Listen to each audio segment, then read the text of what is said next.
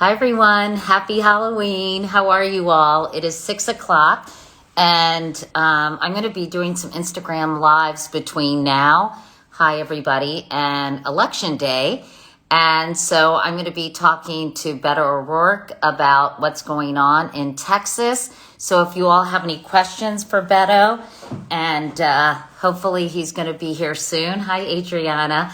Anyway, we've got some questions for him. Obviously, the latest polls show that Joe Biden is down by 4 points in Texas, but Texas, this presidential election is surprisingly competitive. Let's see if that's Beto. No, it's not.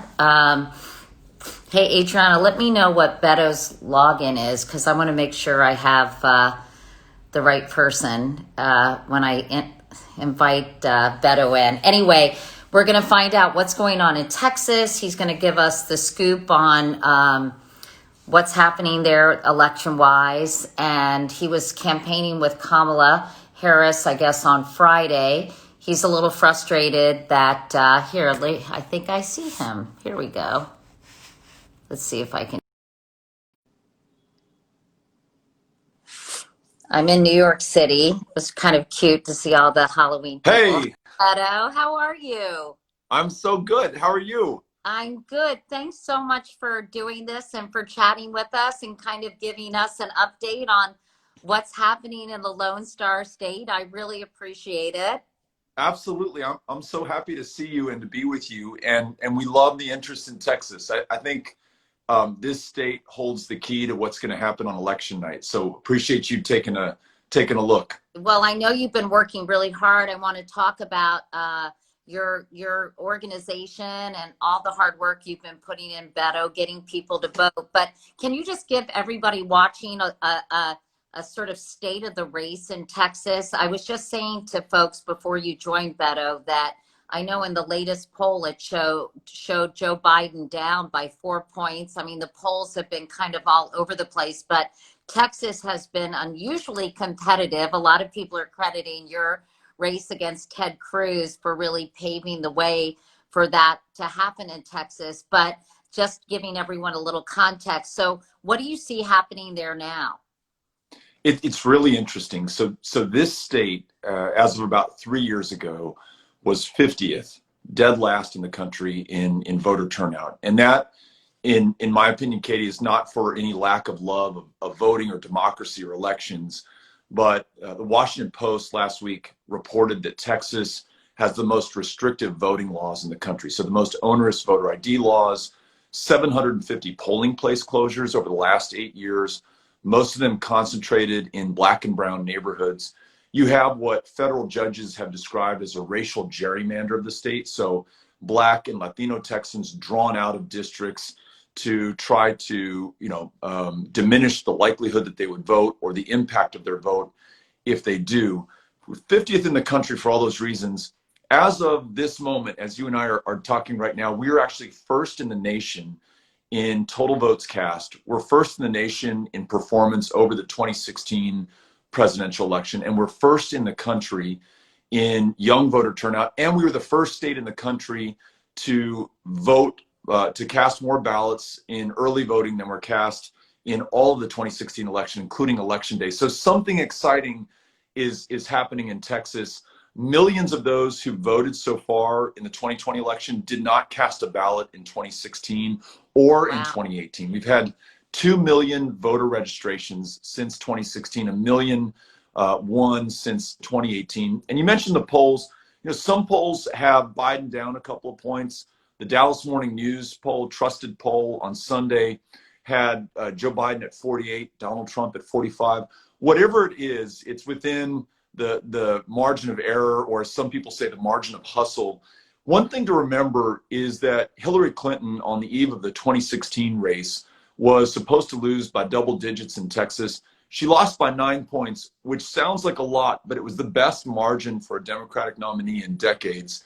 And then when I was up against Ted Cruz on the eve of that election, they had us down by 7 or 8 points. We lost by 2.5. So pollsters tend to undercount Democratic voters, in part because they have been so suppressed, those Democratic voters, for so long. So the real answer is who knows, but there are some really good trends that point to the possibility of a surprise Biden victory on the night of November 3rd. Beto, people were asking, or someone was asking about the demographics of the early voters. Is it true in Texas that most of those early voters are Democrats, as has been the case in other states where early voters are people voting by mail and early or generally Democrats?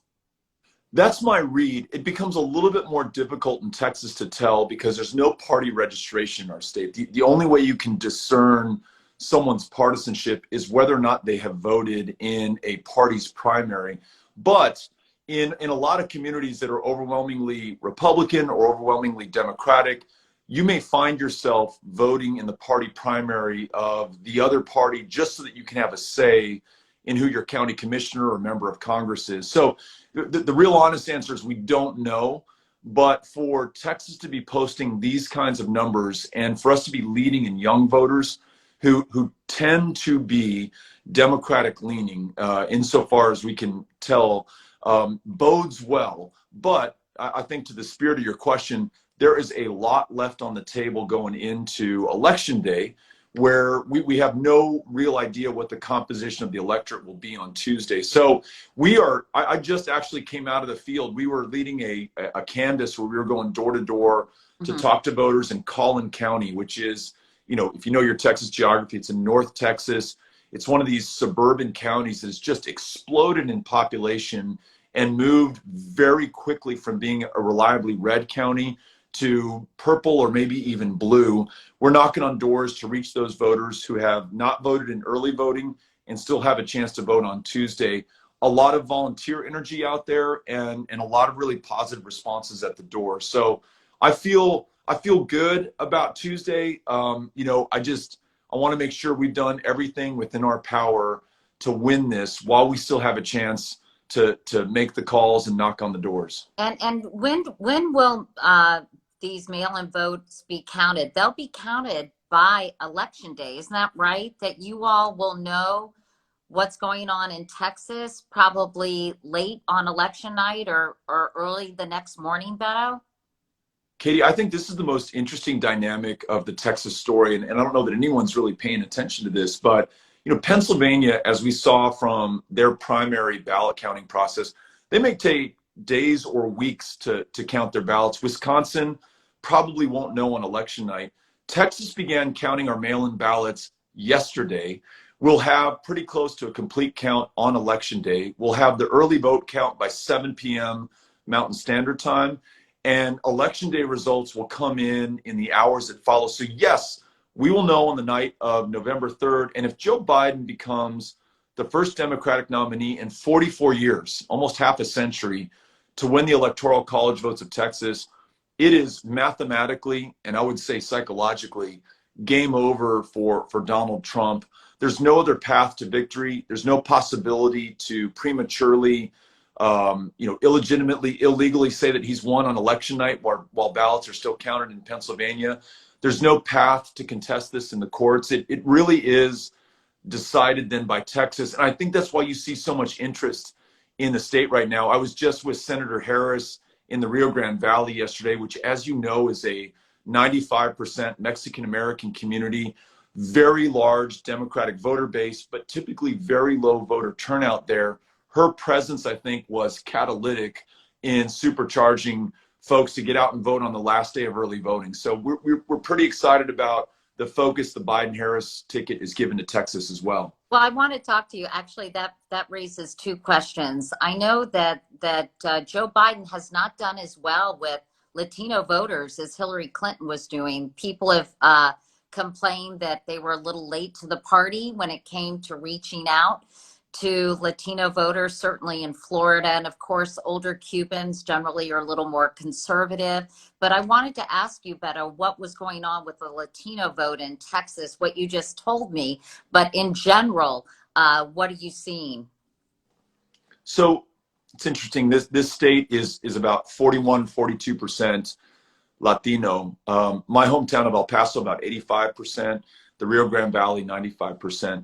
these communities have been on the front lines of the Trump administration. So the family separation, the kids placed in cages, the show me your papers legislation inspired by Donald Trump that was passed here in the state of Texas, where based on the color of your skin or the accent with which you speak, you may be stopped by local law enforcement and asked to show your papers and prove that you're a U.S. citizen.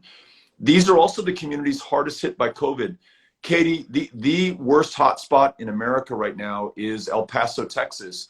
Prior to that, it was the Rio Grande Valley, where so many people died so quickly that they ran out of room in the funeral homes and the morgues, and had to resort to stacking dead bodies in refrigerated FEMA trailers. These communities, when the dots are connected, understand the consequence of Donald Trump. But to your question, you need the top of the ticket, or in the case of Kamala Harris yesterday, the second spot on the ticket, to come to these communities and show that respect, and not only say that, Donald Trump has caused these things for you, but here's what we would offer in a Biden-Harris administration. And so, though it was later than I would have wanted it to be, ideally, the fact that Senator Harris was here yesterday and that she came to the Valley, which is not an easy place to get to, and she went to Fort Worth, she went to Houston, but she went to the Valley, that speaks volumes about their priority of Latino voters in the state of Texas. And given the fact that there's 5.5 million eligible Latino voters in Texas, it speaks volumes about the Latino electorate nationally. So I agree that they've had some challenges along the way, but I am very grateful for the way that they met those challenges and literally came down to some of the strongest Mexican-American communities in the country. So they did it, and we are grateful. I know that you're still holding out hope that Joe Biden might still come to Texas and swing by your state. And I noticed a hint of frustration that he's really focusing on states like Pennsylvania and Florida, and obviously in the Midwest. What do you think he still might come to Texas? And have you reached out to him in the campaign and urged him to do so? I have. I've reached out to him, and he's such a good man. And I can't imagine how many people are trying to claim attention or focus or help from him. But he heard me out, and he listened to the case that I had to make, and explained to me that they've got a very big map in which to compete, and that they've got to win this thing. They've got to get to 270 electoral college votes. But when he came to Texas and I endorsed him, and the night before the Democratic primary in Texas, I took him to this really fancy restaurant in North Texas called Whataburger. And we were sitting down and having a cheeseburger and a vanilla shake. And he asked me question after question about Texas. Betto, do you think we can win this? What would it take? Is this really in play this year? He's deeply interested in what Texas represents, both in the electoral college vote and then what it would mean for this country if for the first time in a half a century it voted for the Democratic nominee and started to swing blue. It would forever reorder the electoral landscape. So I know the interest is there. I know that he sees what this could do. I think there's a very understandable desire to win Pennsylvania, Michigan, Wisconsin, and they have flooded those states with resources and visits from the top of the ticket.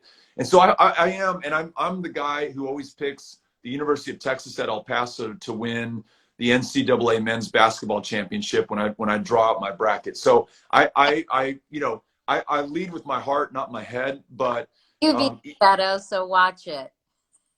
Right. So if he if he does, I can't tell you how powerful that will be for the state. Even if he doesn't, the fact that he sent Kamala Harris to be here, the fact that he's put together such an amazing team to run their Texas field program, they've given this state more attention than any Democratic nominee has in 3 decades. So I'm grateful for that. But yes, I'm hoping that he comes down. You never know. Hope springs eternal, and there's That's right. 4 days, right? Hey, I wanted to ask you one thing about Greg Abbott, the governor of your state. He recently closed absentee drop-off locations.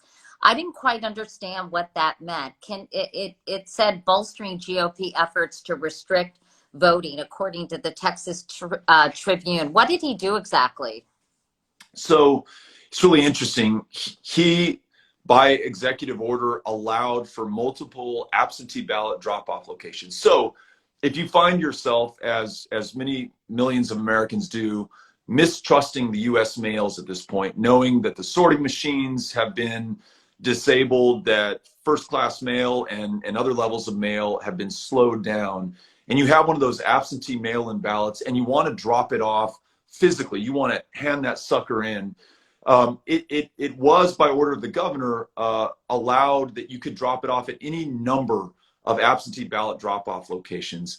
He inexplicably, by executive order as well, removed all of the other absentee ballot drop-off locations, leaving only one per county. So in Harris County, which is home to Houston, Texas, which has more landmass than the state of Rhode Island, more people than the state of Nevada, there is one drop-off location, which means that some voters who don't want to use the mails, and probably, frankly, at this point, on October 31st, you should not put that in the mail. You should drop it off there. You might have to drive 50 miles in order to do that. And in a state that is already the most voter suppressed, this is one more effort to deter voters from casting their ballot, because if we're honest with ourselves, we have to admit some voters will give up and they'll just say, I can't make that drive. I don't have that time, or I don't even have a car to do that. So yes, we're up against some obstacles, but for Texas to turn out in record numbers and to lead the nation just shows you the courage and the persistence of the voter here in this state. So we can overcome this. So a lot of people are saying that you're going to run for governor. Word on the street, Beto, is that you're going to run for governor in 2022. My husband's here. He showed me a little card and said, if Joe Biden is elected, would you be interested in a spot in his administration? Molnar, do you have any other questions you want to ask?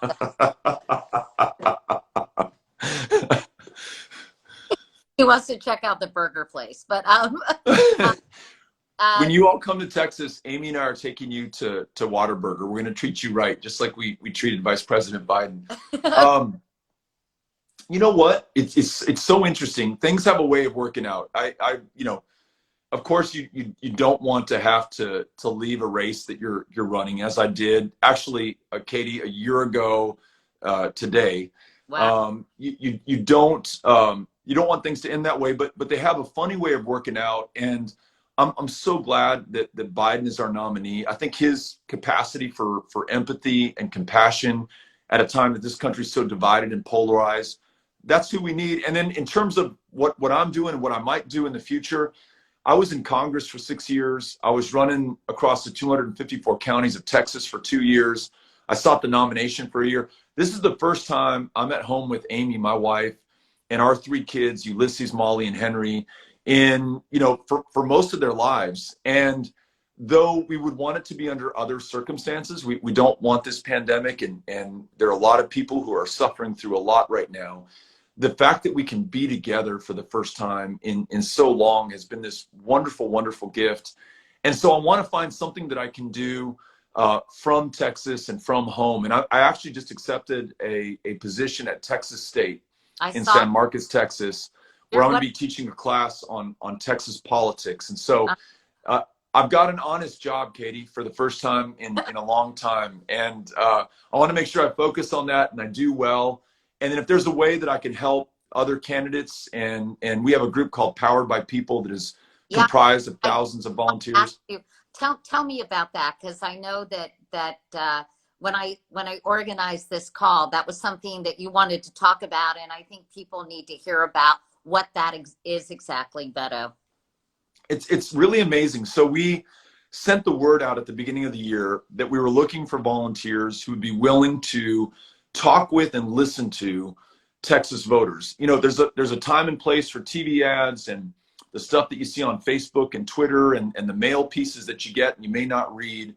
But what transcends all of that is human to human conversation. You and I getting to see one another, connect, and have an unguarded, honest conversation. And to do that at a voter's door or in the time of COVID over the phone is so powerful. They'll never forget that you took the time to reach out to them. And so these thousands of volunteers have now made millions, tens of millions of phone calls. They've registered hundreds of thousands of Texans through those phone calls.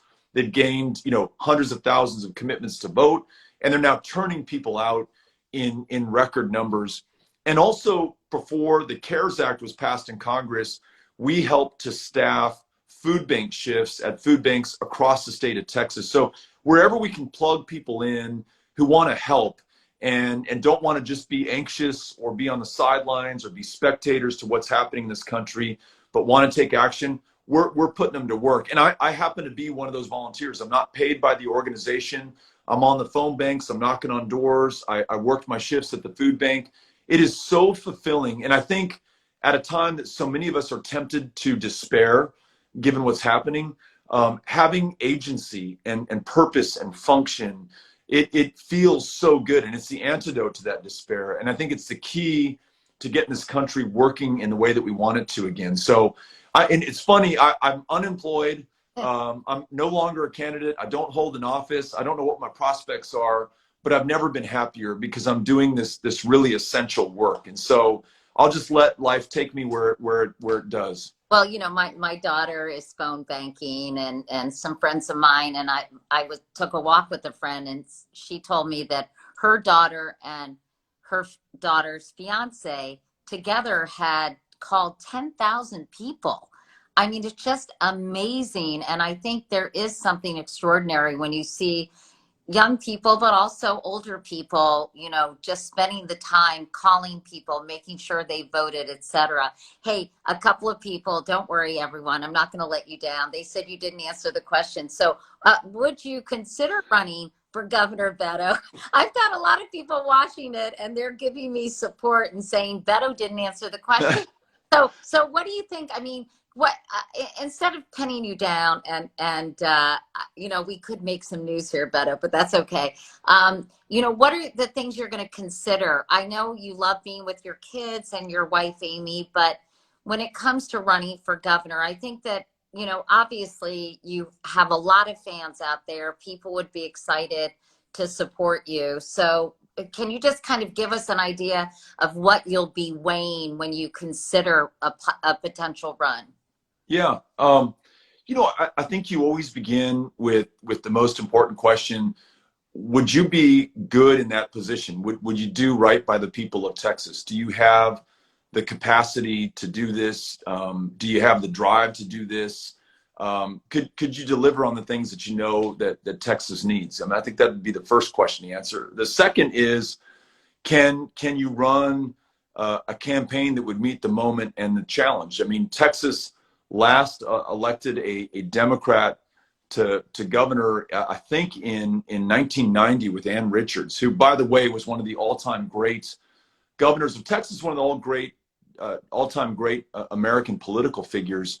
So it has been it's been 30 years, and can we run a campaign? The campaign I got to run, Katie, in 2017, 2018 was so damn fun because nobody gave us a shot at the beginning. And so in obscurity and anonymity, I got to begin traveling the state, meeting people where they were without any circus or attention, or it was me and sometimes 4 people in King County, Texas, for example, that voted for Donald Trump 96% in the last election, just having a real conversation. And I loved it. And I learned so much, and I became a better candidate, and I became a better person for it.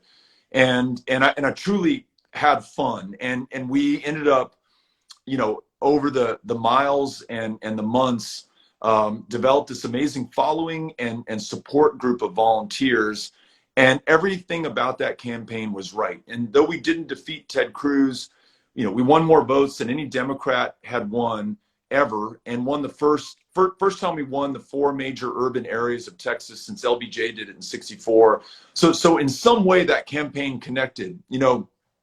Could I run a campaign like that again? I don't know. I'd have to satisfy that question and know that I could. And then, as you know, if you do this, the whole family's doing this, and so does Amy, does Ulysses, does Molly, does Henry, does my mom Melissa, do my sister Charlotte and Aaron. Do we all want to do this together again, or have we done our part and run our races? And should we now get behind other people who have a chance to serve? So I think, Wait, just to be candid, all that's kind of going on through my mind. you're so young. I mean, to me, I mean, what are you talking about? You're so, how old are you, Beto? I just turned 48. So you're like a baby. So I can't imagine that you're, well, everybody's a baby compared to me, but I can't imagine that you're done and that you would not throw your hat in the ring for another elected office. I'm not buying it, Beto. Yeah, I don't know that I'm buying it either, to be honest with you. The good thing that I have, if I have anything, is that I can get so focused. And so I have been all about November 3rd since, forever, since November of 2016.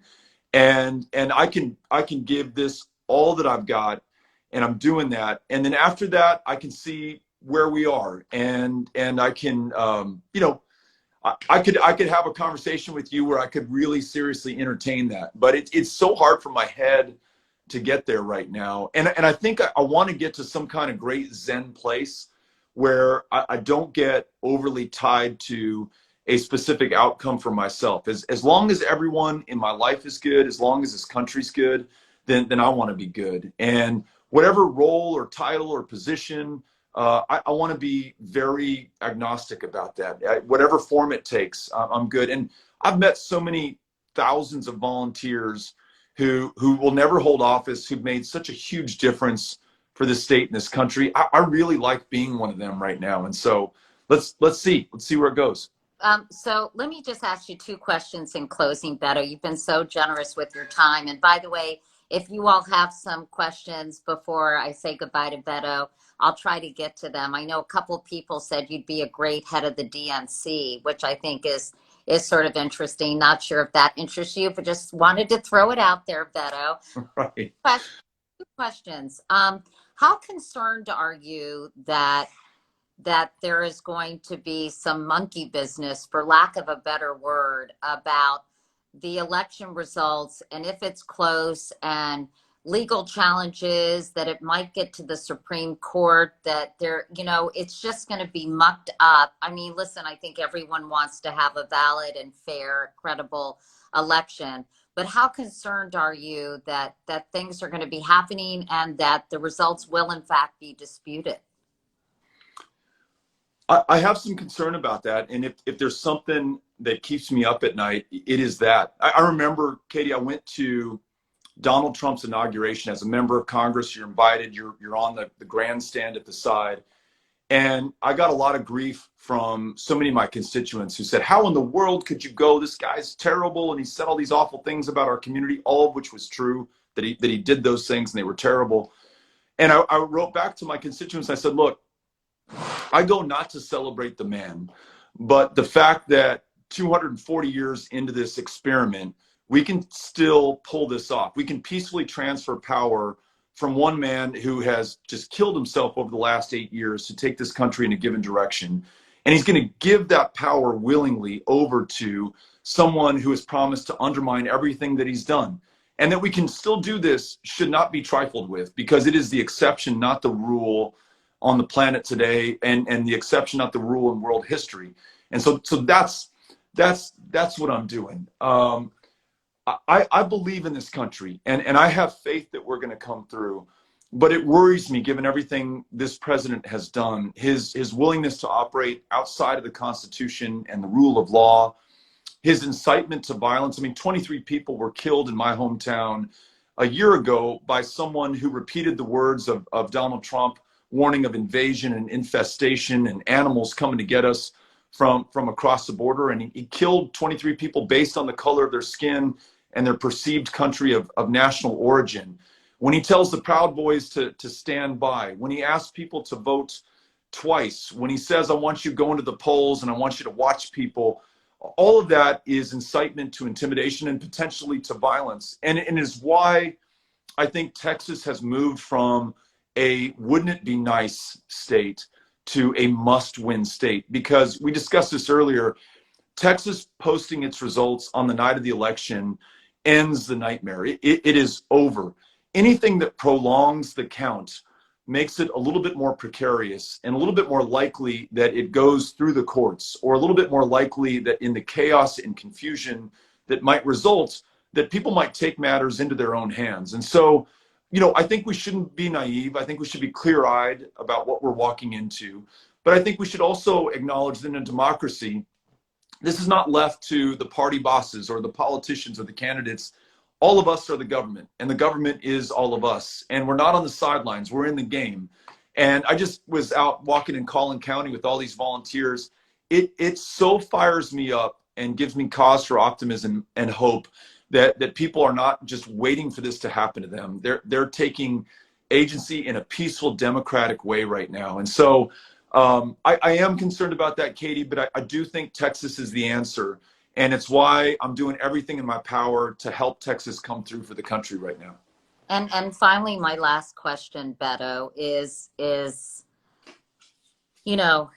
so upsetting, because I do feel like we as Americans have so much in common, and there's so much that unite us. I think about, what do people care about? They care about their health.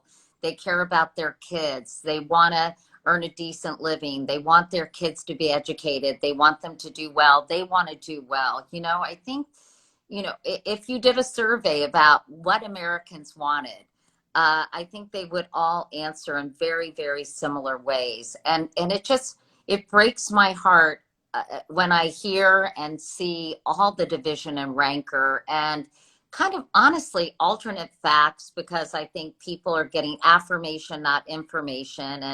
And I do think that this has been a very divisive time because of the rhetoric coming from the White House. Having said all that, are you optimistic that we can come together as a country, that we can agree to disagree, and that somehow this spirit of compromise can return to Washington and to state governments and other places, and this bitter partisanship can be put to the side, so we can actually make progress in solving some of these very challenging issues that we're facing as a country and, quite frankly, as a world?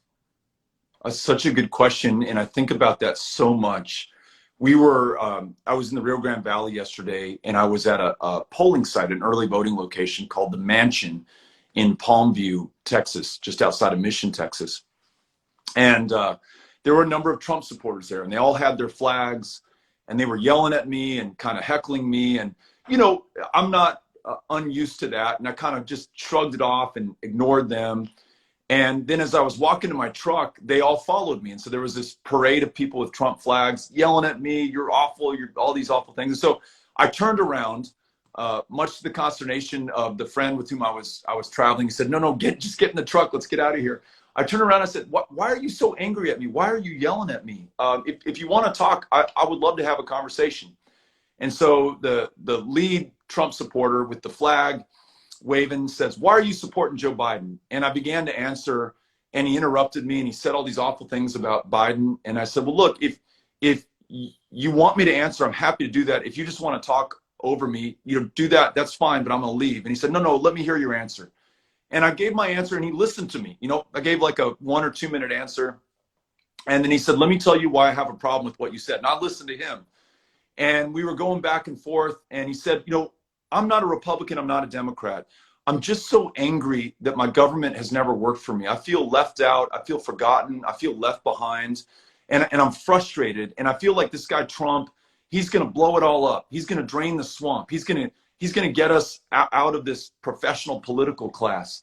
Mm-hmm. And he said, I believe in term limits. Betto, do you believe in term limits? And I said, I do. I actually filed the term limits legislation when I was in Congress. And so he gives me a fist bump, and he says, "I love you, Betto." He says, your politics are shit, but I love you. You seem like you're a good human being. I said, "You're a good human being too. And I don't judge you. And after this election is over, you and I are still going to be here. We're both Americans. We're going to be in this same country. Let's figure out how to get along." And so, that gave me some hope. And I think about this, Katie, at the end of the Civil War, you look at Lincoln's second inaugural address, hundreds of thousands of Americans had just been slaughtered over the Union's attempt to end slavery and the Confederacy's attempt to preserve it. And instead of, he literally says charity for all and malice for none, instead of saying, and let's just, kick these horrible people to the gutter, let's imprison them, let's make sure there's accountability and punishment.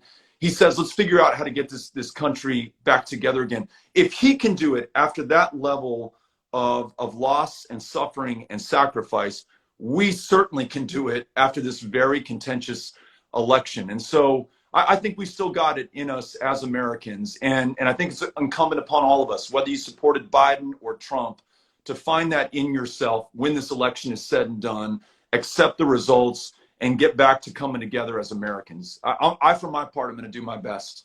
Yeah, I want to do whatever I can to facilitate that too. And when it comes to that man you had a conversation with, I think people do feel left out and marginalized and ignored. And I think just basically seeing people, hearing them, you saw what that one-on-one relationship did and how that changed a perspective. And that's why I hope that we can all have these one-on-one conversations and not be so tribalistic and really find out what is troubling people and seeing if we can come together and help them have a better life too. Because I think resentment is such a corrosive yet powerful emotion. And I think that when people are heard and people are respected, then the resentment, I think, seems to fall away. And so I think that's what we need. We need people who say, I want to hear from you. I want to know what your problems are.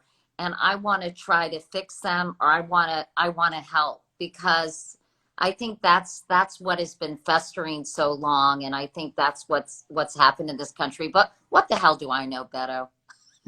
You know a lot, and you know a lot about listening and talking to people and bringing them together. And I would love to watch you talk to folks who, after this election's over and the votes are counted and the victor is declared, to listen to people on both sides of this. And because it's not as though these contentious issues go away. It's not as though the grievance or the resentment, disappears.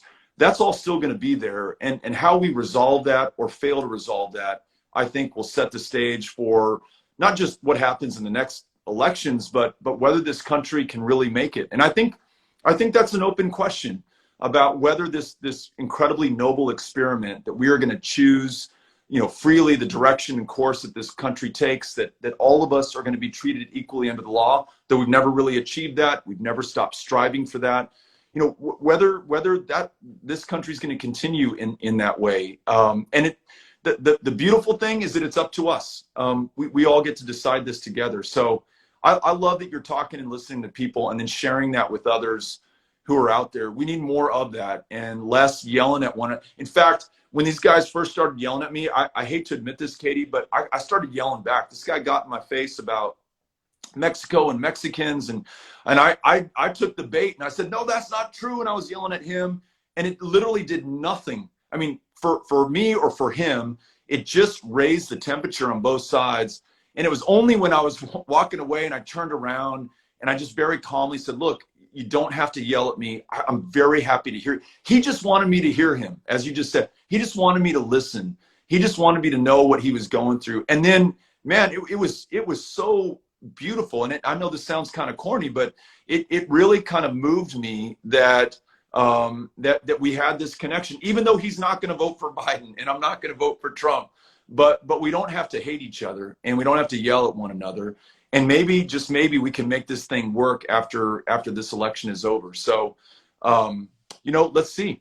Yeah, just real quickly, I did this series for National Geographic called America Inside Out, and one was called White Anxiety. With changing demographics, there are a lot of people who are feeling very anxious about sort of upending the status quo. And I was with some paramedics in, I believe, Erie, Pennsylvania, and we were talking about Black Lives Matter. We were talking about Colin Kaepernick. and we were sitting around a table. They were eating cold pizza, and one of their black paramedic, one of their colleagues, walked in. Kind of, we were having this conversation, and we started talking about Colin Kaepernick and what he was, what he was protesting, and anyway, this man just said very calmly, sort of what he, how he felt about Colin Kaepernick, and sort of what he was trying to do, and how it reminded him of the civil rights movement. And he started talking about the lynching of African Americans in this country. And it was such an incredible thing to behold, because all these guys, listen, they never talked to this colleague before, this other EMT, because they said they didn't want to make him uncomfortable. And they just were having this conversation, and they said to me and to this gentleman, I never really thought about it that way. And I thought, wow, just actually kind of having a reasonable, calm conversation over cold pizza in a firehouse. And I just don't think people do that enough, and do enough listening and enough thinking and enough and having enough empathy to see it from someone else's point of view. So it was really it was such a revelation for me to see if we just have to get back to talking to each other, and to your point, Betto, stop yelling at each other. I'm with you, and we all have to do our part. And I wish I could say that I never yelled at other people, or that I didn't contribute to the rancor. I know I have at times, but I think acknowledging that, finding ways to connect, and then acknowledging that if whatever side you're on, if your candidate wins, that's not the end. That's the beginning. Now we've got to make this sucker work, and that's going to be the challenge and the art of this. I sure hope that however this ends up, we can do that, and it's part of why I'm very hopeful also about Joe Biden.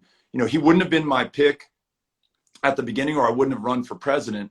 But I think that the time finds the person, and this time of deep suffering and struggle and division has found somebody with extraordinary capacity for empathy, kindness, and compassion. And I think that's what we want. And I also know enough about him that he will seek out those who voted for, if he wins, who voted for Donald Trump and who were opposed to him, to try to bring them in. I sure hope that we can come back together, and I think with him we can.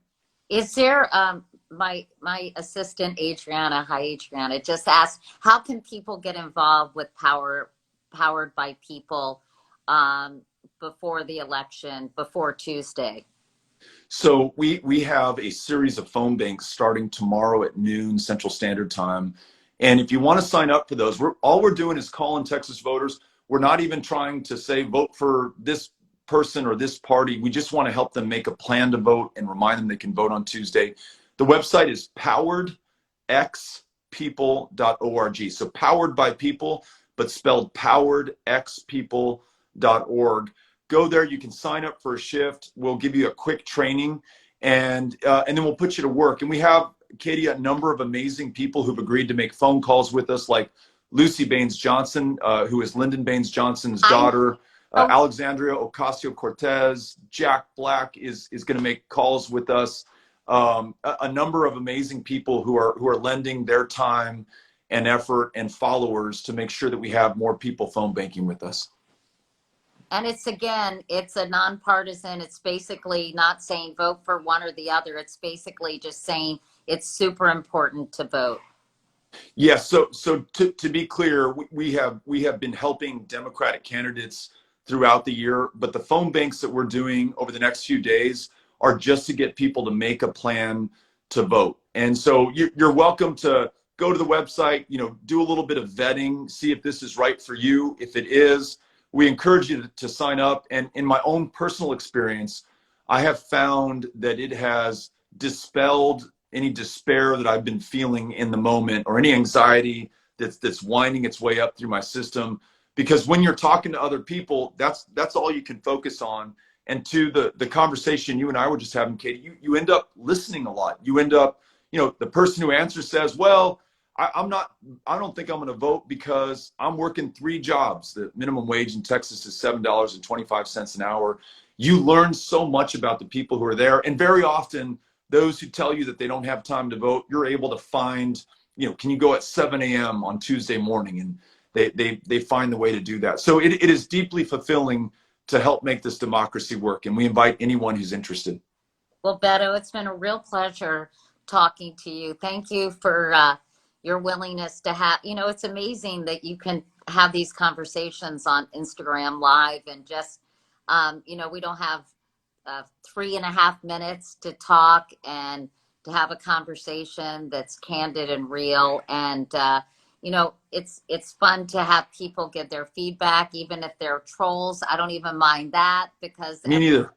Everybody can have a voice, but really appreciate your time. Please give my best to your family. And thank you so much again for talking with me. Thank you for having me on. It's an honor to be with you. Thanks. Adios. Okay. See you later. Bye, everybody. Happy Halloween.